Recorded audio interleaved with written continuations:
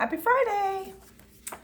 So this is book club number 3. The Adventures of Miss Petitfour.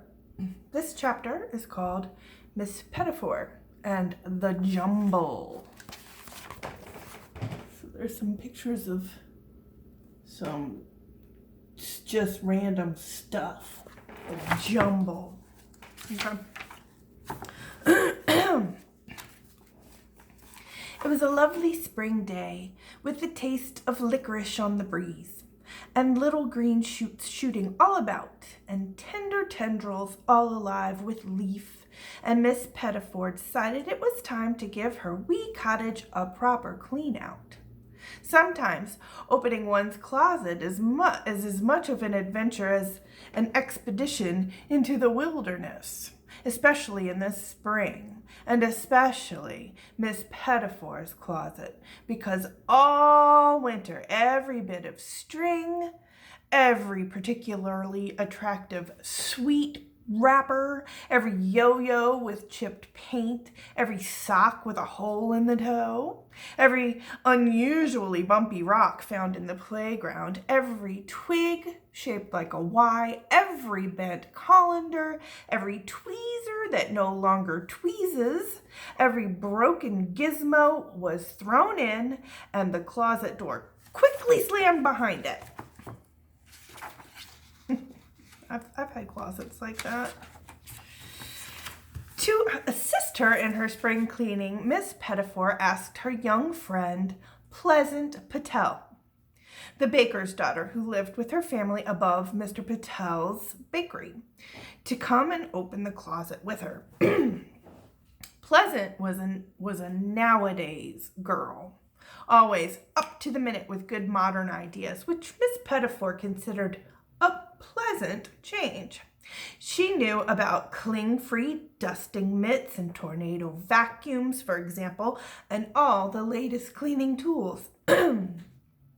While the cats appreciated the importance of a good spring cleaning as much as anyone, they had been rather looking forward instead to spending the morning outside, especially Mustard and Mutard and Hamdallah and Earring, who loved any sort of game that involved madly running around the back garden.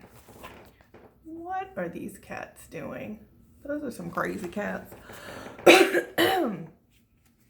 And so the cats were not there to witness the crucial moment when Pleasant, with Miss Petitfour hiding behind the sofa, pulled open the closet door. Ooh. Uh-oh. I guess all that stuff was in the closet. I'm sure you can imagine the assortment of items that came hurtling out of the closet when Pleasant opened the door. So I shall only take time to mention a few things. A typewriter, a bicycle with a wicker basket, seashells, a bag of single socks, and about 100 of those small plastic toys that are born out of a chocolate egg, which flew out of the closet and pinged every which way. Pleasant had wisely thought to wear her bicycle helmet and goggles, so she was not afraid of flying plastic bits ricocheting off the walls. See, she's got her bicycle helmet on. She's smart. Why is this book so hard to turn pages? Certain words are like twists of crumpled paper jammed into the hole in the bottom of a leaky pail to keep the story from spilling out too quickly. Words like meanwhile, by the way. It is interesting to note, and that reminds me of. Adults use these words all the time when they are afraid things are getting too exciting. Meanwhile, on the village green, most of the villagers were busy setting up the great spring jumble sale. Every 5 years or so, there was a really massive jumble, a sale of such proportion that it could only be held outside. Out of their cottages, the villagers streamed, carrying armloads of rummage. It was almost impossible to believe such quantities could come from such tiny houses. Wagon loads, barrows full, bird cages full, hats full, with pockets pockets bulging, everyone transported their treasures to the green. Because there was so much to sell, the jumble sale was organized alphabetically. This was the brilliant idea of Mrs. Boisbrioche de Fontana Haredale Queslow Brisbane, who had been born in France and liked to tidy things, and who had volunteered to supervise the massive sale. She firmly believed that the alphabet would keep everything in its place. Alarm clocks, bow ties, calculators, collars, dog collars, fur collars, shirt collars, and coriander, galoshes, gauntlets, goblets, irons, curling irons, golf irons, waffle irons, sponges, sponge cake, sponge toffee, teapots, terrible jokes, tinsel. There were always mistakes made. What were the bunnies doing amid the footballs, frying pans, and furbelows, for example?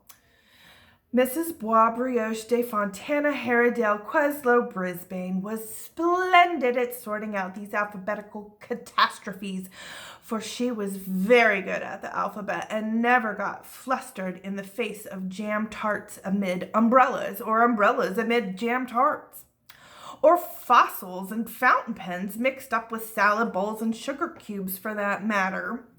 But Mrs. Boisbrioche de Fontana Haredale Queslow Brisbane did have one particular weakness.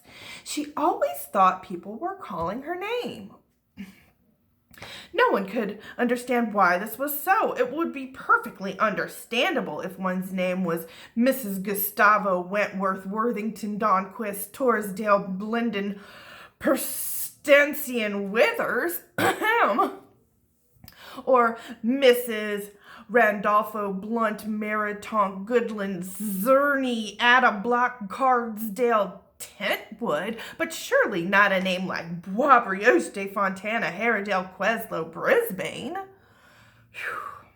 And that is why, while she remained calm in the face of alphabetical chaos, she was also unfortunately prone to nervous fits at jumble sales. Perhaps it was the large crowd, or all that jumble, or her sense of duty that made her think everyone was shouting her name. Whatever the reason, she always rushed about, certain she was being called for. But Mrs. Boisbrioche de Fontana Haredale Queslow Brisbane was such a jolly sort, and always so generous with the fruit gums in her cardigan pocket, that no one felt grumpy about this small eccentricity. And eccentricity is something everyone has, but everyone has a different one. And eccentricity is a quirky thing we like to do just because. Perhaps you always like to put your right shoe on first. Or perhaps you like to count by twos when you're bored. Or perhaps you only like to eat popcorn on Tuesdays. Or perhaps you like to count digressions and keep a record of them at the back of every book you read. Meanwhile, again, Miss Petitfour, who all this time had been sitting among the contents of her closet, which had shot out when Pleasant opened the door, suddenly remembered the jumble sale. She had almost forgotten, though the date had been marked in her calendar for the past 5 years. Thinking she might offer for sale her navy blue pea coat with buttons with anchors on them, which was years too short for her, she extracted it from the pile. But along with the coat, inextricably entangled with the wire coat hanger, came another wire coat hanger, and another, even more tangled than the next, until a great wire ball, a twisty, jangly jamboree of metal gibberish, twanged its way out of the closet. Pleasant Patel felt sure that this tangled, twangled ball would be a welcome item at the sale, and dragged it across Mrs. Patel's plush living room carpet into the garden. Miss Petitfour and Pleasant gazed with admiration at this collection of jittery metal glinting in the sunlight. Here she is trying to pull her coat out of this. Oh no, that's a mess.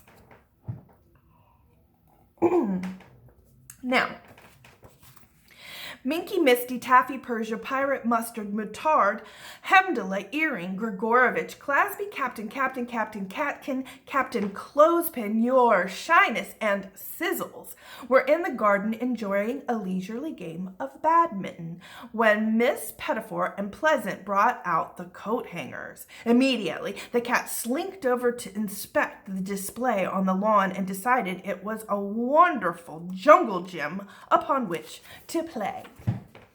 While the cats were cavorting and climbing, Miss Petitfour and Pleasant, wanting to give the cats a bit of fun, decided to give the coat hangers a good shake. Well, do you think that was wise? To take a ball of gnarly, nervous, knotted wire coat hangers and shake it into the frisky spring breeze?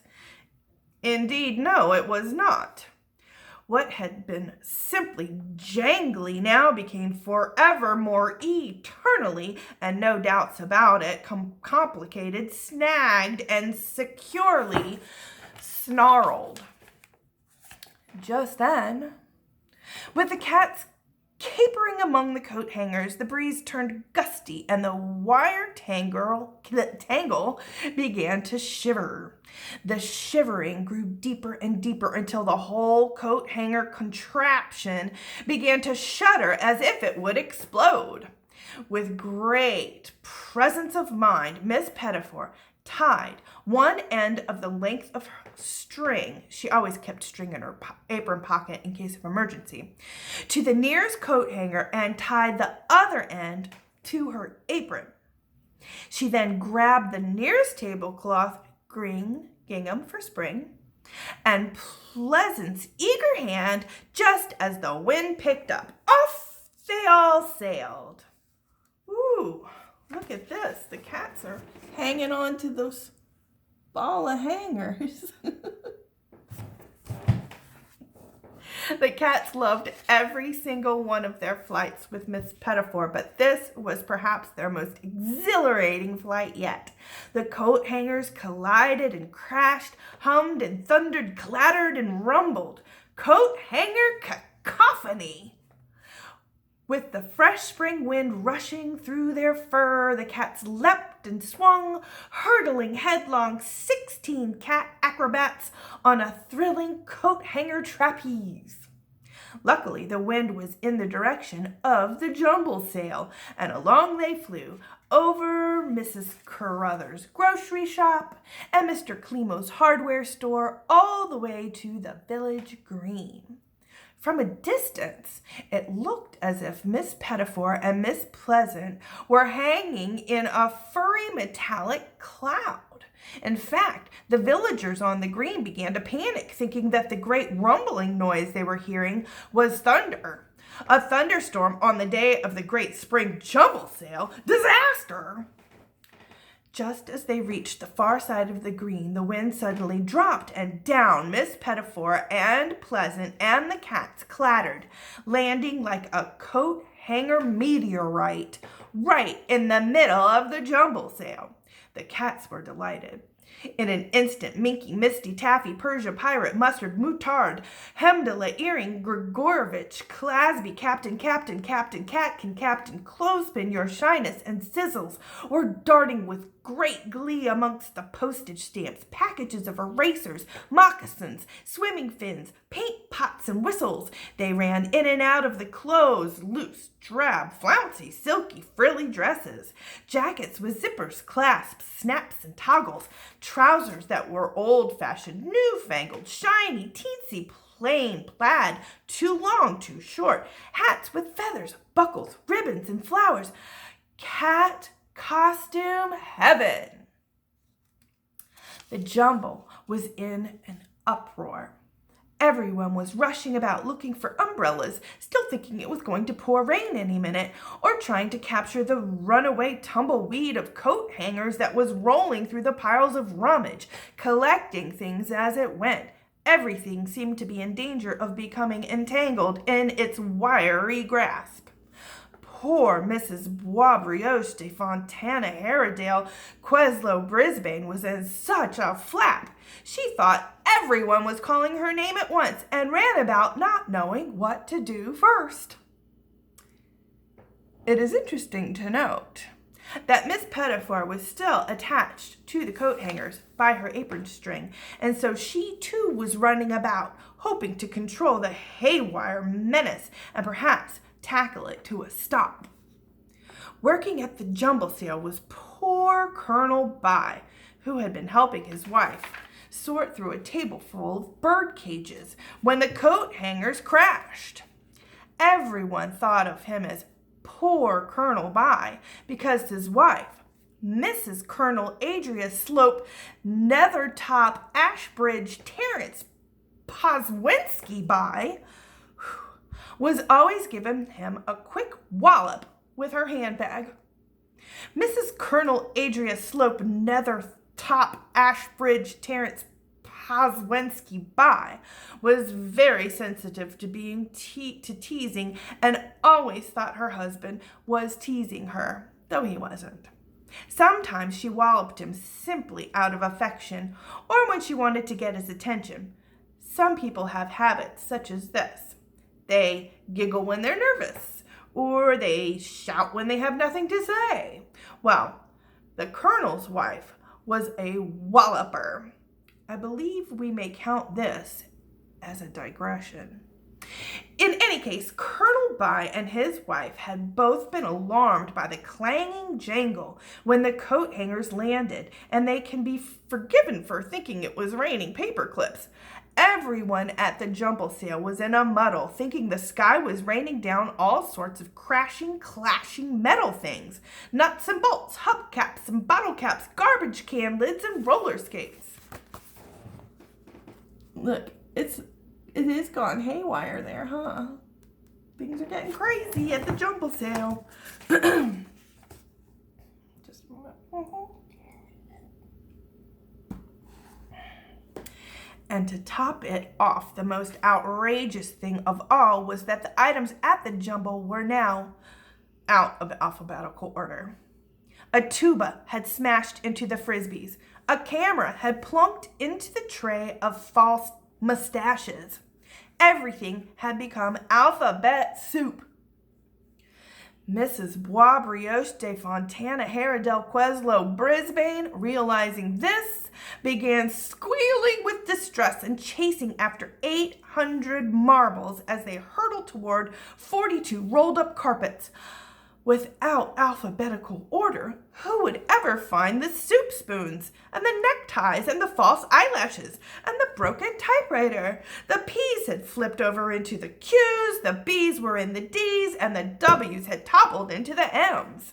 The Jumble sale was in a jumble. Now, standing in the midst of this bubbling flub-dub hubbub, with her hands on her hips and looking very intelligent, was brave, young, pleasant Patel. She was not standing idly by. Oh, no, indeed. Pleasant was staring hard at the table full of bird cages. What miraculous thing, she wondered, could a person do with 50 empty bird cages? Then Pleasant looked across the green and saw two things. The wire ball careening wildly toward her, and all 16 cats madly waving their tails at her as if they were throwing 16 footballs. And in a flash, Pleasant had a plan. When a huge ball is hurtling in your direction at high speed, what do? You build a net to catch the goal. Pleasant leapt into action, piling the bird cages one on top of the other. There she is doing that. Colonel By, standing by, quickly understood what Pleasant was up to, and he rushed to join in. And just as they finished stacking the very last bird cage at the very tip of the top, the massive coat hanger ball slammed into the goal. "Score!" shouted Colonel By. "Goal!" cheered Pleasant, waving her arms excitedly while the cats all caterwauled. 1-0, meow meow. Well, the sound of the goal was near deafening. Everyone on the village green came to a standstill. All eyes turned to the twangling ball and the mound of bird cages. Other than the panting sound of Miss Petitfour, who was still attached to the coat hangers and catching her breath, the village green was absolutely silent. Rummage was everywhere and every which way, dangling from trees and gently floating over the grass. And then, during that very moment of absolute, complete, and utter silence, a bird, a chiff-chaff warbler, landed on the toppermost bird cage and began to sing.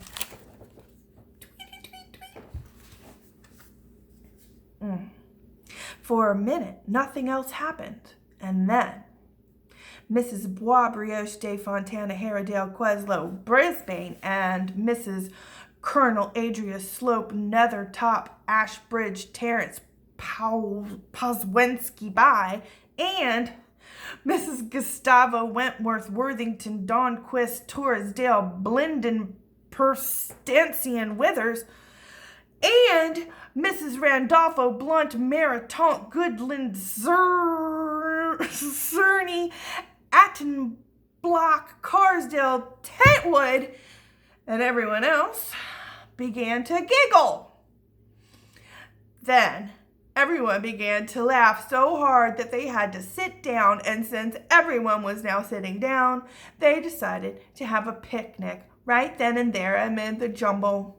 The cakes from the bake sale table were passed around, and the little bird who sang at just the right moment hopped about, enjoying the crumbs. See, he's eating a little cake crumb. Sometimes things that work out differently than you expect. And sometimes that's when the best things happen. And sometimes a jumble straightens everything out in the end. Soon the cats felt a shift in the wind through their fur, and they leapt back onto the tangled jamboree of twangling wire coat hangers. All were quickly borne aloft. "Homeward ho!" shouted Miss Petitfour with pleasant in hand, and feeling very jolly, and only a little sorry that she had not had the chance of selling her petticoat. As always, after an airborne adventure, Miss Petitfour set out a magnificent feast. There was currant toast squishy with butter, caramel marshmallow squares, strawberry boats oozing custard, chocolatey eclairs that exploded with cream when the cats bit into them with their little white teeth, and a special treat for Pleasant, a pie made from thick slices of Bramley apple with just the right amount of tangy in the tangy sweet. There was a satisfying silence as all tucked into the generous tea. Sometimes there was an and a yum, and the tiny sound of whiskers being licked clean. But mostly, the only sound was the soothing clicketing of metal coat hangers as the giant ball rolled lazily in the breeze from one end of the garden to the end.